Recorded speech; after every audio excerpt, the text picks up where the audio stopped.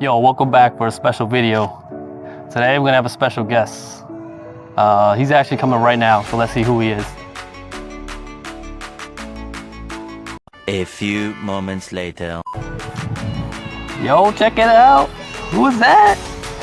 Who is that? Black TL, let's go.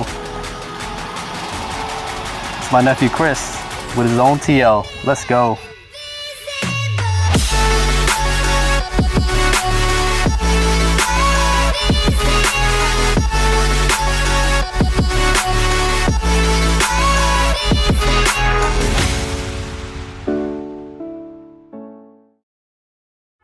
Yo, what's up YouTube? We're here with a special guest today.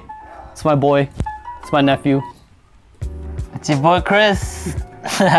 So he just got an Acura TL, 2008, right? Yep, 2008. 2008, and we're here interviewing to see how his experience is, or how it's been for the past month that you've owned it? Yeah, I've had it for a month, basically. Nice.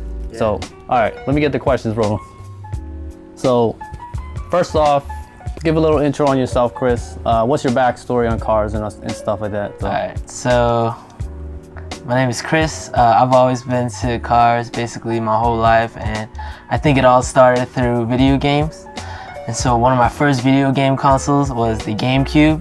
And we had Need for Speed, Most Wanted, Need for Speed, like Underground, yo. It was so fun, and I just fell in love through cars through that, honestly. And then it just kept growing throughout the different video games I'd play, especially Forza Horizon. Oh, that was such a fun Horizon. game. Yeah. God, it's such a good game. Yeah, and then I would constantly watch YouTube videos about cars too, and like just seeing how crazy they can get. And, Oh, hell yeah. yeah, and I finally have one. It feels good. That's good. So, this is your first car, right? And what are you, 18? 19. 19. Yeah. 19 with the first car. Yeah. So that's actually really good. Yeah, it's a good achievement. I think I didn't get my first car until I was 18, so I beat you by 1 year, Yeah. but it's just still good to have one. Yeah. We're not the fortunate types where we can actually have a first car in high school, and that's like when you're in high school and you have like a car, that's a really good feeling. Everybody watches you when you pull up. Yo, everybody asks you for rides. Yep. Oh my gosh. All right. Yo, Chris, can you bring me home? Yeah. All right, let's move on to the next question. Yo, so next question. What's the backstory on the car? How'd you find it? So basically, I found the car through a friend of mine that lives right down the street, right? And so he has a roommate. It's like a few houses down, right? Yeah, it's literally just down the block. That worked out. Yeah, and so his roommate was actually borrowing his car from him. And so he owned two cars. One was a TL and one was a Lexus. Damn, lucky. Yeah, and he owns a house. This is rich. Damn. Yeah, and so his friend got into an accident with the TL. He got rear-ended on the highway, right? And it was honestly, it was all right. It wasn't too bad in terms of damage, but it looked bad. So around the time that they were, getting stuff figured out, like my friend was planning to throw it in the junkyard because the insurance deemed it as totaled. But I saw this as a perfectly salvageable car, sorry. And I thought like this is the perfect opportunity for me to actually start getting into cars. It wasn't like a regular like Honda. Yeah, it's not just like a regular like Civic that's just good to go on the road. Like this car actually needs some work, right? And so like I was determined to get this car. And so one day when I was over and he was talking to his neighbor about selling the car, I was like, yo, I'll buy the car off you like right now, honestly, like I got the money, just let me know. He was like, are you serious? And I was like, yes bro, like I really want the car, let me talk to my dad about it. Yeah, and then he offered me like a cheap price, and honestly it was such a blessing because like we barely had to jump on it, man. Yeah, like we didn't even touch 2K like in terms of the car and repairs. Yeah, so like it's such a like good thing that we have this. Hell yeah. It's good to not like see a car go like just drive away on a tow truck with like a junkyard. Like everything in the front end was perfect besides the rear. So I saw that as the perfect opportunity for me to get my first car. Yeah. Oh my gosh. Think about it now. Yo, that happened to me twice. I had to watch my first car and my second car get towed away and just drove away. In my the heart broke. distance. Yeah, I'm like, it was a breakup. It's like you Yeah. love something and then it just broke up with you. It's not a good feeling. That sucks. Yeah. I'd be so heartbroken. Move on. All right, next question. So I remember that this was actually last year that you were interested in the car. Yeah, in 2018. So what happened to all the papers and everything? So basically, I told him I would buy the car in December, right? And he had to get some papers figured out, I guess, with the insurance. And I guess the whole thing was that he still had a payment left on it in terms of the loan on the car. And like in terms of like communication with his insurance and all that, like it was taking a while. And so for him to send letters and for them to send letters back, it would take like a couple of weeks each time. So yeah, it kept adding up, and eventually, like 7 months later, like he finally said, oh, the insurance is sending over the title and the pink slip and all that, and we're gonna be good to go soon. I was like, finally, after 7 months, like so long. I kept asking you here and there every time I was over your house. I was like, yo, what's good with the car? He's like, yo, waiting on this, waiting on that. Every time, I'm just like, all right, man. Honestly, I was just being patient. I was still looking at other cars at the time too, because I was so scared at that time frame. Like, dang, he's just gonna junk it, or he's gonna sell it to somebody that just, you know, out of some luck, or he's just like, forget it, I just want to get rid of it. Yeah. So it's very good that didn't happen. Yeah, luckily he persisted for me. Yeah, and he was patient with you, and you were patient with him. Yeah. So it all worked out. So that's good. Shout out to Tate, man. All right, next question. So have you driven, not including your car, but have you driven a V6 or V8 or inline 6 or inline 8s before? I don't know if inline 8s are that. Yeah, but any V6 or higher, have you driven before? I mean, I've driven my dad's Honda Pilot and MDX. And okay. Yeah, those you drove the MDX? Yeah, yeah. Okay. I used to drive the MDX all the so time. So that's a 2015. 2015. Yeah. Okay. And so those are both V6s, and they're pretty quick cars for how big they are, honestly. Yeah, they are. And the MDX sounds like a jet, especially if you put it in sport mode. Oh, it's crazy. I can only imagine. I actually haven't driven it yet. I gotta ask him. It's so smooth. Honestly, the MDX is the smoothest ride I've ever experienced. I forget what type of transmission. I think it's like an 8-speed or something, right? Yeah, it's high. Yeah. It's high. Oh, the Lexus is in here, but when I drive the Lexus, that's a V6, and it just like, it shifts like butter, and it just like every like 1 second it shifts. Yeah. So when you go in like 0 to 6, it's like zzz, zzz, zzz, that's so cool. like that. Yeah. It throws me off, and I don't like it, but I can probably get used to it. Yeah. But anyways. I've also driven my brother's Legacy, which obviously has a boxer engine. Yeah. That's like, I think that's a 4-cylinder. Yeah, I think like it's a 4-cylinder, like 2.5 liter. 5, something like that. Okay. Yeah. And but then, that car is honestly has pretty fast acceleration, but it doesn't get too fast in terms of like top speed. Yeah. So what car did you learn driving initially? Initially, we had a 2014 Honda Accord. Okay. And yeah. That was the car I started learning to drive with, and also my grandpa's old CRV. 2008 CRV. Yes. Yeah. Yeah, and those cars were totally easy to drive. The perfect beginner cars, and so I had a really good experience with those two. But unfortunately, both those cars are gone now. Oh, you're right. Yeah. Yeah, the so Accord was totaled, and the CRV was traded in. Yeah. But for, I guess, to move on to better things, so. Yeah. I mean, we got a new Accord and an MDX now. MDX, new Accord. Yeah. And we got this. Yeah, we got a TL now. Yeah. All worked out. Yeah. So everything has a plan, so it works out. So we're moving on to the next question. So we're gonna go over what you like and or dislike about the car in your 1 month ownership. Yeah, so I think the one thing I really like the most is obviously how the car looks. Like, oh hell yeah. Yeah, I love how it just stands out, and the paint is honestly like real nice on this car. Yeah, actually, because for its age, it looks good. Yeah, in the sunlight it shines blue, and it looks crazy. So I love that. And then I also really appreciate the sound system in the car, because I know what a shitty sound system can sound like. Yeah, and so I got an OEM sub in there and all that, and it sounds so good. But if the bass is too high, and the car obviously it does distort a little bit. Yeah. But yeah, like for OEM radio, like it is really good. Yeah. I'm not gonna lie. At least Like Really compared to like like it. I think some Hondas still they're getting up there. Yeah. Even with the same, I could think with the same age, they might be able to hold up or compare similarly. But I think it's really good for the year and like the technology that was out at the time. So like, and as a music head, like that stuff honestly matters so much to me. hell yeah. Because like everything just needs to be right, you know, or else like something's just gonna be off in my head. So yeah. All right. What type of music do you listen to? I mostly listen to hip hop and so you need that bass. Yeah, and that low end. and a little bit of indie. So Cool. you know, when I'm cruising down there in Sunset, that's when I blast the tunes. Yeah. All right. Next question. All right. Dislikes. What's your dislikes? So my main thing is that the car is really heavy. I've driven like a whole ton of other cars before because I obviously didn't have a car, so I'd borrow a lot of other people's cars. Yep.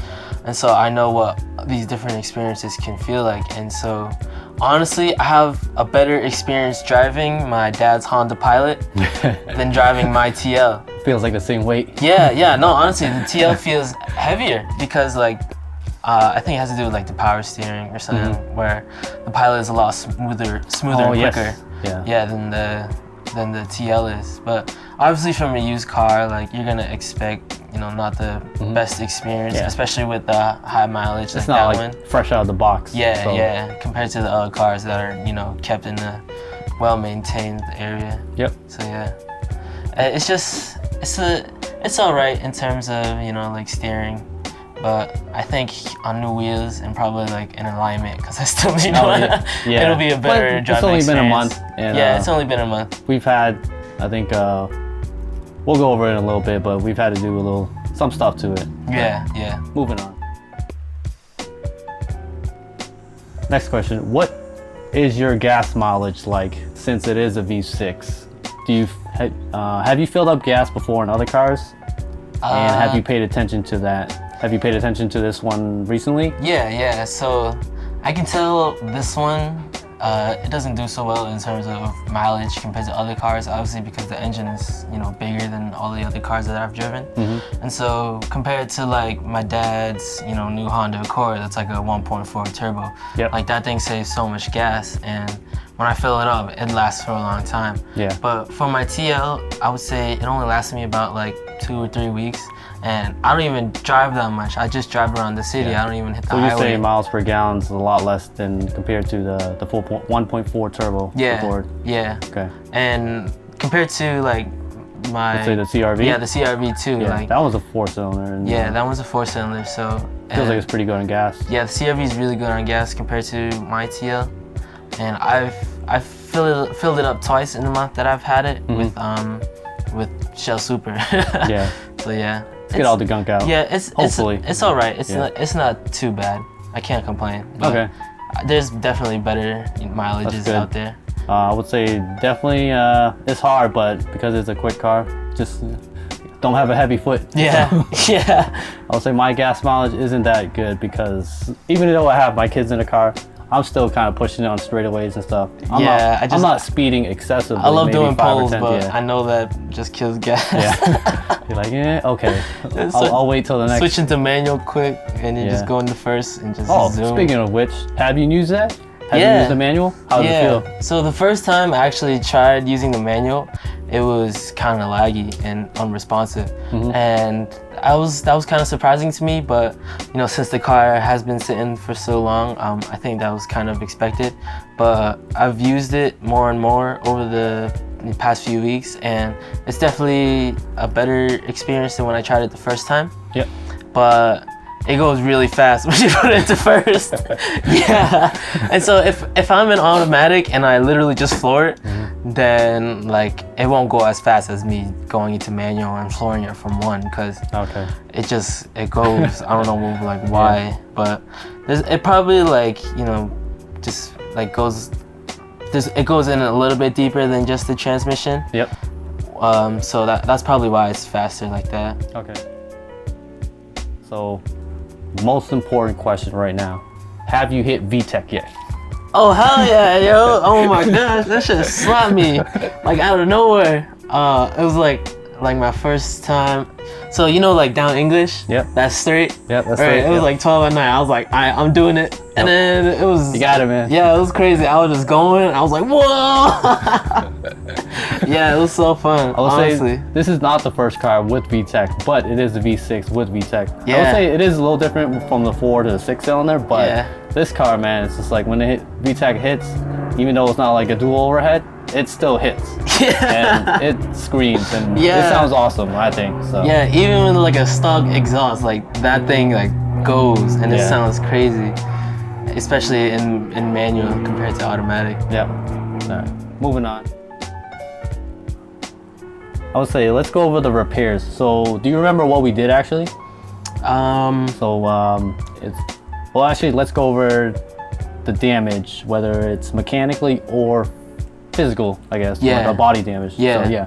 So what's going on there? So in terms of exterior, there was obviously the rear that we had to worry about because the bumper was obviously like cracked and bent in.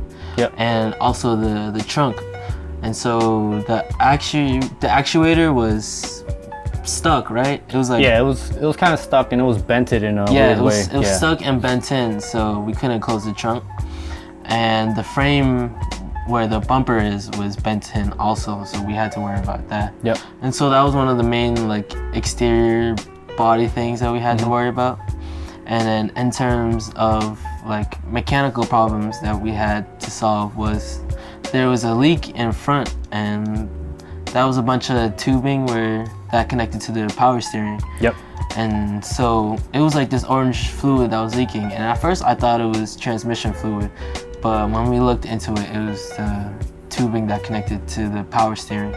And so that fix was all right. It was just hard, reaching into it and grabbing the clips. Yeah. And so they were rusted too, so it was kind of hard. I did write down all the issues, so I'll list them right now, which I'm not sure if you still have this, the starting issue. Yeah. We don't know if it's just a weak like alternator / battery or whatever is going on, something draining it. What was draining it at the time was the rear trunk, which didn't close, so that means the light was on all the time. So I remember disconnecting it, and then I started it up, and it did start up. The next day it started up, and then for some odd reason the next day after that, even though the light was unplugged, it died. That was probably my fault. I might have left something on. Actually, I think I left one of the interior lights on, so that killed the battery. But I think the issue is solved for the most part. But you have been driving it every day. Yeah, I have. So that is, I guess, not conclusive yet, or we'll still figure it out. Yeah. When you leave the car for a week or something. Yeah. And see if it starts up the next day after a week. So we did do. There was a hood undercarriage that you're actually missing, but I don't think that matters too much. Yeah. So that's random completely. There's a hole in the passenger side mirror. Oh yeah. Yeah, side mirror. We just taped it up. Yeah, that's cheap as it can get, and it does the job, so that's fine. I did do the serpentine belt. You said it was squeaking. Yeah. And it was indeed squeaking. So I didn't turn it on for a while, so I had to wait till the other issues were fixed, because if we did start it on, it would leak out fluid. So after the fluid was fixed, the serpentine belt was next. It was squeaking, and I did take it out. I'll put a picture up, and you can see little cracks. I did have the same issue on mine, so it's just something. It's fairly easy to replace. With aging cars like that. Yeah, so it's just a rubber thing that you have to replace every so often. The coolant reservoir cap, it was mad random. It's just like popped off and stuck on the tape. And it was taped on with that was weird, rubber electrical tape. It was cheap and easy fix, or replacement. It didn't fix it, but replaced. We topped off the automatic transmission fluid.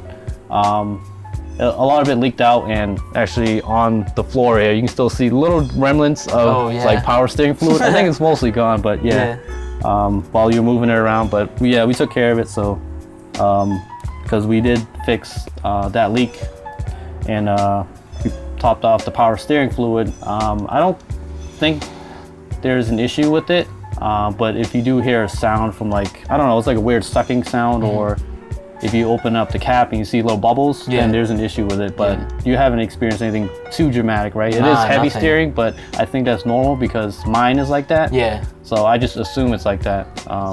Mine did have that bubbling issue. I replaced one O-ring, and then I guess it just was fine. Nice. I did have a minor leak, but I took care of that. So I think lastly, the trunk didn't close.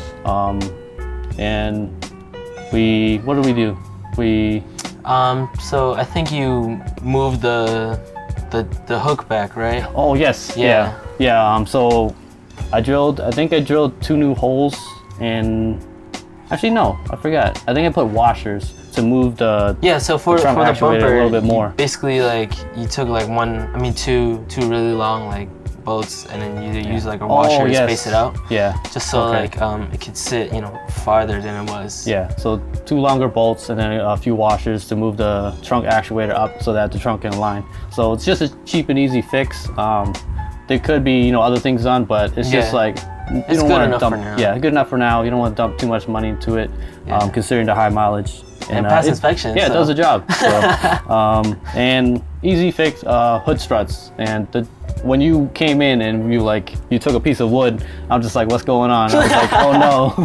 It wasn't staying. So we had to use like a piece of wood just to keep it everybody uses that. Yeah. So, usually something different every time, but. So, last question. Do you plan on modding the car?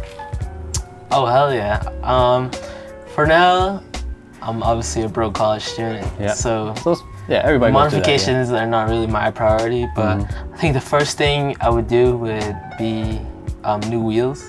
Yeah. So I think that's like one of the first thing everybody does. Yeah. It's hard not to, Yeah, in terms of like big like modifications. So I plan to just go simple and basic and just get RPF ones like everybody else. Yeah. But honestly, don't care what anybody else thinks because I think those wheels are fresh, especially on a TL.